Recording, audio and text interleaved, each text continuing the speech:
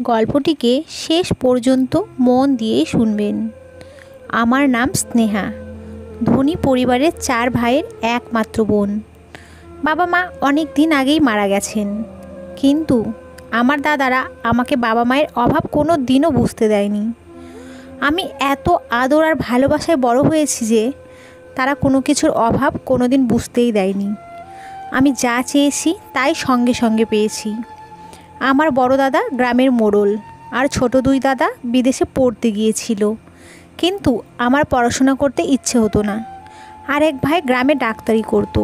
আজকাল দেখি ছেলে হোক বা মেয়ে সবারই মোবাইল আছে, তাই আমি আমার দাদার কাছে একটা স্মার্টফোন চাইলাম। আমার বড় দাদা সাথে সাথে আমাকে একটা নতুন স্মার্টফোন কিনে দিলেন। এটা পেয়ে আমি খুব খুশি। আমি খুব সুন্দরী, তাই নিজের ছবি তুলে সোশ্যাল মিডিয়াতে পোস্ট করতাম, আর অনেক লোক আমার ছবিতে লাইক এবং কমেন্ট করত। লোকজন আমাকে খুব পছন্দ করতে শুরু করেছে। একদিন আমি সোশ্যাল মিডিয়ায় অভিষেক নামে একটি ছেলের সাথে কথা বলি। সে খুব বুদ্ধিমান। ও আমাকে বুঝিয়েছিল যে ছবি সোশ্যাল মিডিয়াতে আপলোড করা কেন উচিত না।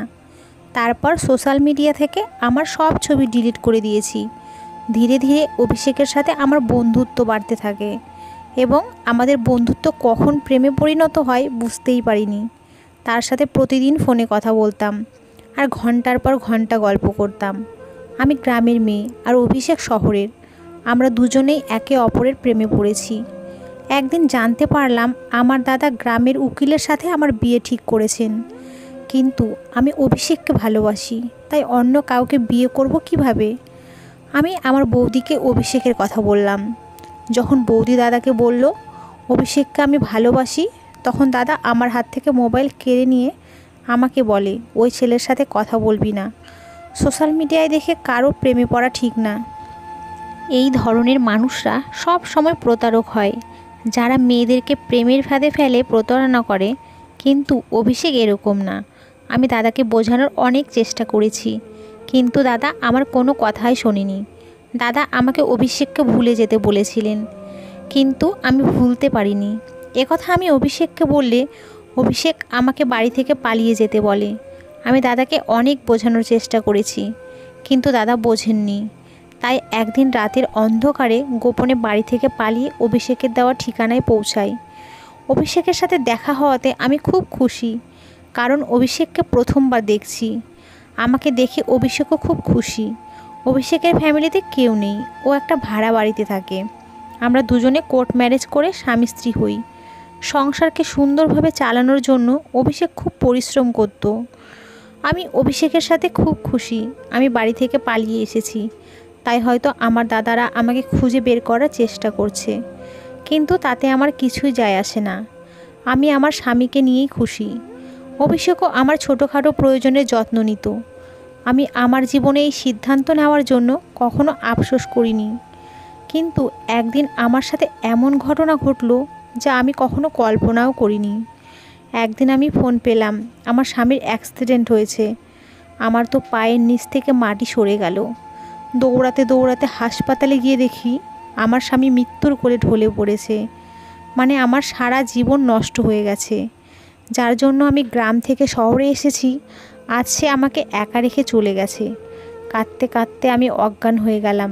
সেই অবস্থাতেই স্বামীর শেষকৃত্য করেছি, কারণ এই শহরে আমার স্বামীর নিজের কেউ নেই, আর আমারও স্বামী ছাড়া কেউ নেই। কিন্তু সেও আমাকে ছেড়ে চলে গিয়েছে। এখন আমি সম্পূর্ণ একা। আমি কখনো ভাবিনি আমার সাথে এমন হতে পারে। আমি খুব একটা শিক্ষিত না, এবং আমার যা কিছু আইডি ছিল সব দাদাদের বাড়িতে। আর আইডি না থাকায় আমি কোনো কাজও পাচ্ছি না। বিয়ের মাত্র 2 মাস পরেই অভিষেকের মৃত্যুর পর আমি দাদাদের সাথে যোগাযোগ করার চেষ্টা করলে তারা আমাকে অস্বীকার করে, বলে তুই আমাদের জন্য মরে গেছিস, তুই আর এ বাড়িতে পা দিবি না। আমার সারা গ্রামে বলে দিয়েছি তুই মারা গেছিস, আর একটা লাশ এনে গ্রামের সবাইকে দেখিয়েছি। আমি জানতাম যে দাদাদের কাছ থেকে আমি এই রকমই উত্তর পাবো, কিন্তু আমি এখন কিভাবে বাঁচব? আমার মাথায় তো সমস্যার পাহাড় নেমে এসেছে। অভিষেক মারা গেছে 1 মাস হয়ে গেছে। কয়েকদিন আশেপাশের লোকজন আমাকে সাহায্য করে, কিন্তু কতদিন এভাবে কেউ সাহায্য করতে পারে? আমি ঘরের কিছু জিনিসপত্র বিক্রি করে কোনো রকম খেয়ে পরে বাঁচতে লাগলাম। কিন্তু ভাড়া না দেওয়ায় একদিন বাড়িওয়ালা আমাকে বাড়ি থেকে বের করে দিলেন। এখন এমন খারাপ দিন এলো যে আমি রাস্তায় ভিক্ষা করতে বাধ্য হলাম। যখন কেউ খাবার দিত তখনই খেতাম, না হলে খালি পেটেই ঘুরে বেড়াতাম। থাকার জায়গাও ছিল না, তাই রাস্তায় দিনরাত পড়ে থাকতাম। একদিন খিদের জ্বালা সহ্য করতে না পেরে একজন লোক ভিক্ষা দিতে এলে আমি তার পা ধরে বলতে লাগলাম, স্যার আমি 2 দিন কিচ্ছু খাইনি, আমাকে কিছু খেতে দিন, দয়া করে আমাকে কিছু খেতে দিন, না হলে আমি মরে যাব। তিনি আমাকে বললেন, তুমি কি আমার বাড়িতে যেতে পারবে? কথা শুনে আমি অবাক হয়ে গেলাম। তিনি বলতে লাগলেন, আমার বউ মারা গেছে, আমার একটি ছেলে আছে, বয়স 4 বছর। আমি চাই তুমি আমার ছেলের দেখাশোনা করো। যদি তুমি তার দেখাশোনা ঠিকমতো করতে পারো তাহলে আমি তোমাকে থাকা খাওয়া সব দেব এবং তুমি বেঁচেও যাবে।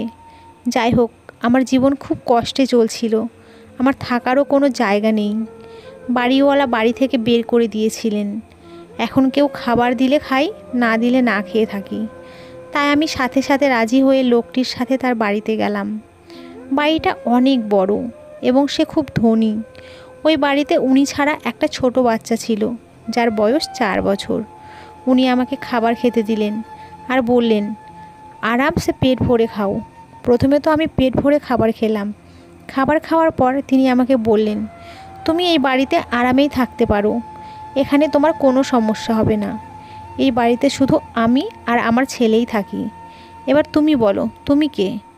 আমি বললাম, আমার নাম স্নেহা এবং আমি খুব ধনী পরিবারের মেয়ে ছিলাম। আমি আমার 4 ভাইয়ের একমাত্র বোন। আমি সোশ্যাল মিডিয়ায় একটি ছেলের প্রেমে পড়ে গ্রাম ছেড়ে এখানে আসার পর আমাদের জীবন খুব সুখেই চলছিল।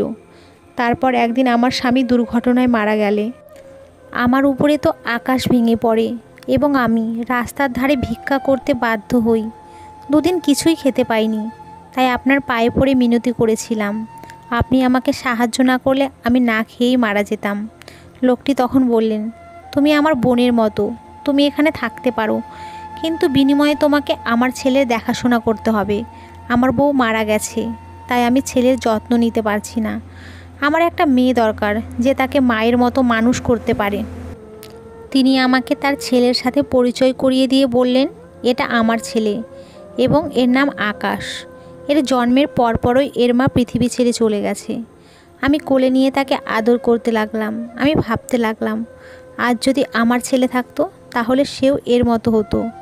আমিও বিয়ের 1 মাস পর গর্ভবতী হয়েছিলাম, কিন্তু আমার মিসক্যারেজ হয়, তাই মা হতে পারিনি।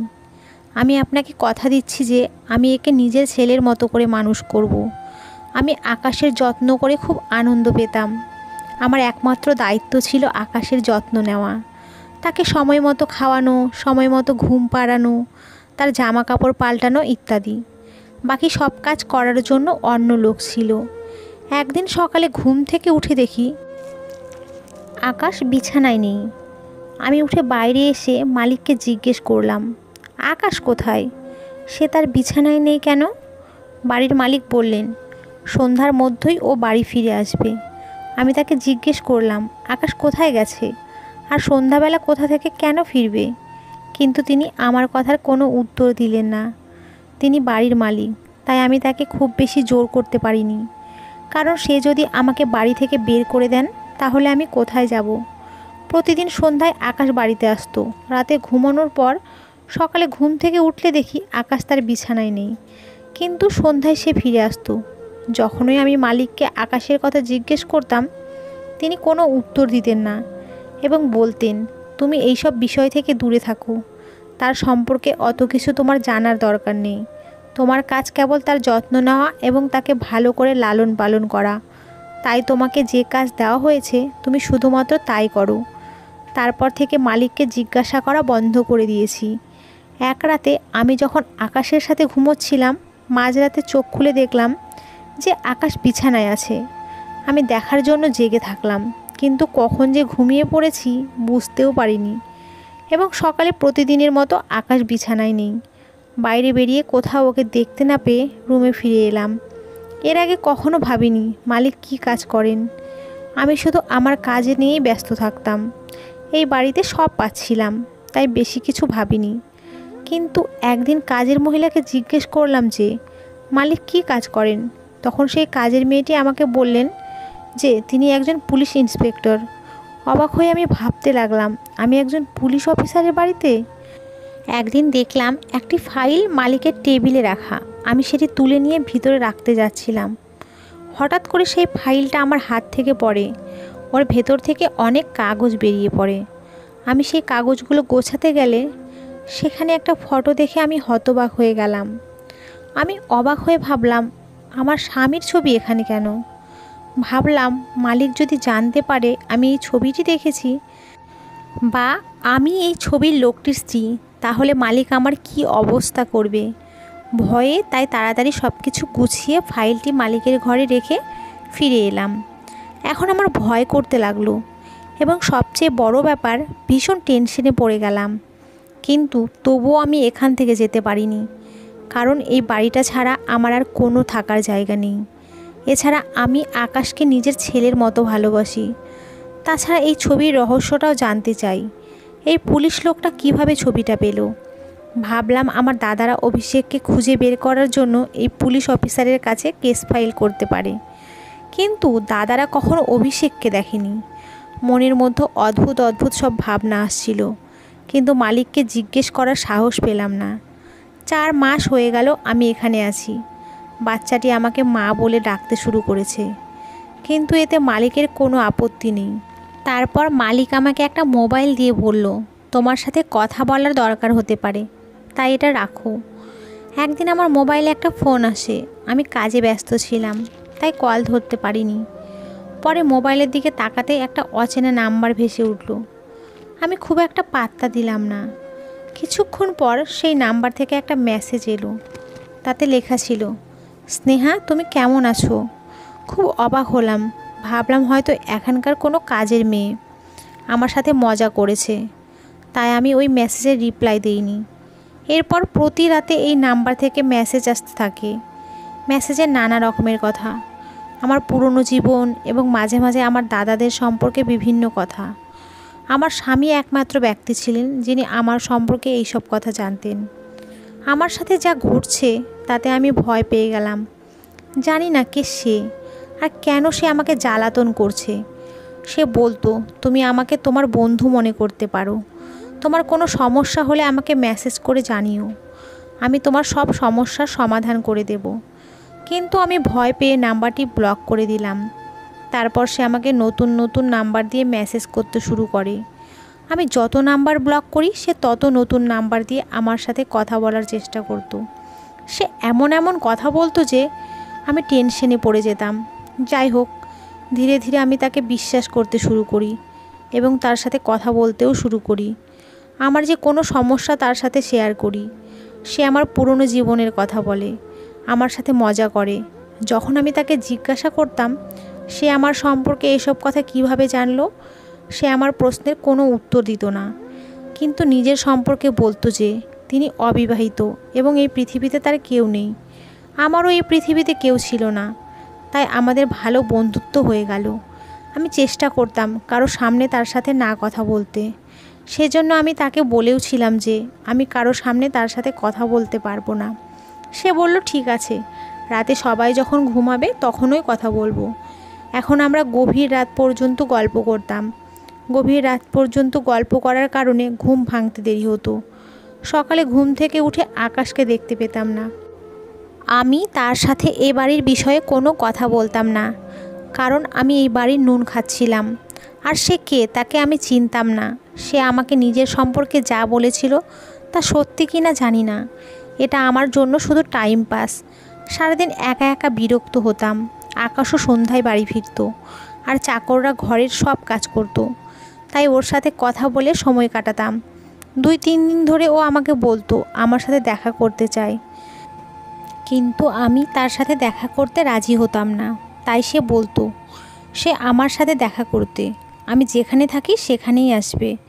একদিন সন্ধেবেলা আকাশ বাড়িতে আসার পর মালিক আমাকে সন্ধ্যার খাবারের ব্যবস্থা করতে বললেন, কারণ আমার বেস্ট ফ্রেন্ড অনেক দিন পর আমার বাড়িতে আসছে, তাই আমি চাই তুমি নিজের হাতে তার জন্য ভালো ভালো খাবার তৈরি করো। আমি মালিককে বললাম, ঠিক আছে, আমি অনেক খাবার তৈরি করে রাখলাম। 3 ঘন্টা পর শুনতে পেলাম বাইরে কেউ কথা বলছে। তাই চা জলখাবার নিয়ে নিচে এলে নিচে হল ঘরে বসে থাকা লোকটাকে দেখে আমার তো পায়ের নিচ থেকে মাটি সরে গেল। আমি স্তব্ধ হয়ে বোঝার চেষ্টা করছি, কিন্তু কিছুই বুঝতে পারছি না। কিছুক্ষণ পর আমি অজ্ঞান হয়ে পড়ি। যখন জ্ঞান ফিরল তখন আমি আমার বিছানায় শুয়ে। মালিক এবং সেই লোকটি আমার বিছানার কাছে দাঁড়িয়ে। লোকটি আর কেউ নয়, আমার স্বামী অভিষেক, যার শেষকৃত্য আমি নিজে দাঁড়িয়ে থেকে দেখেছি। আমি হতবাক হয়ে অভিষেকের দিকে তাকিয়ে আছি। আমি বিশ্বাসই করতে পারছি না যে সে আমার সামনে জীবিত দাঁড়িয়ে আছে। অভিষেকও আমার দিকে এক মনে তাকিয়েছিল এবং তার চোখে জল দেখতে পাচ্ছি। অভিষেক আমাকে বলল, স্নেহা, বিশ্বাস করো, আমি তোমারই অভিষেক, যে তোমাকে খুব ভালোবাসে। দেখো আমি বেঁচে আছি। এই বলে সে আমার কাছে বসলো। আমারও চোখে জল। আমি তাকে ছুঁয়ে দেখলাম। তারপরে নিশ্চিত হলাম যে সে সত্যিই জীবিত এবং আমার সামনে বসে। আমি তাকে জড়িয়ে ধরে খুব কাঁদতে লাগলাম। সেও আমাকে জড়িয়ে ধরে খুব কাঁদছিল। তার চলে যাওয়ার পর আমার সাথে যা যা ঘটেছিল তার সবই মনে পড়তে লাগলো। আমি অভিষেককে জিজ্ঞেস করলাম, তুমি যদি বেঁচেই ছিলে তাহলে কে সে ব্যক্তি যার শেষকৃত্য আমার চোখের সামনে হয়েছিল এবং যার মৃতদেহ আমি দেখেছি? সে কে? আমি অভিষেককে আরও বললাম, তুমি জানো যে তুমি ছাড়া এই পৃথিবীতে আমার কেউ নেই। তাহলে এতদিন আমার থেকে দূরে ছিলে কেন? আমি বলছিলাম আর কাঁদছিলাম। তখন অভিষেক বলল, এটা অনেক বড় ব্যাপার, অনেক রহস্য আছে যা শুনলে তুমি চমকে যাবে। আজ আমি তোমাকে একে একে সব রহস্য বলতে চাই। তুমি যে রং নম্বরে কথা বলতে, সেটা আর কেউ নয়, আমি তোমাকে বলেছিলাম যে আমি তোমার সাথে তোমার বাড়িতে দেখা করব। দেখো আমি এখানে এসেছি। তখন আমার খেয়াল হলো যে ছেলেটা আমার সাথেই কথা বলতো। সে আমার সম্পর্কে এইসব কথা জানতো কীভাবে, যা আমি আর আমার স্বামী ছাড়া কেউ জানতো না। কিন্তু অভিষেক যে বেঁচে থাকতে পারে সেটা কখনোই ভাবিনি। অভিষেককে বললাম, তুমি বেঁচে থাকলে এতদিন কোথায় ছিলে? আমি সব কিছু জানতে চাই। অভিষেক বলল, আমি তোমাকে সব কথা বলবো। তুমি যখন বাড়ি ছেড়ে এখানে এলে আর আমাদের বিয়ে হলো, কয়েকদিন পর তোমার দাদারাও এখানে এসে আমাদের সম্পর্কে সব তথ্য নিয়ে যায়। যদিও তারা গ্রামের সকলের কাছে বলেছিল যে তুমি অ্যাক্সিডেন্টে মারা গেছো। এমনকি তারা একটা লাশ নিয়ে সকলের কাছে প্রমাণ করে যে তুমি সত্যিই মারা গেছো।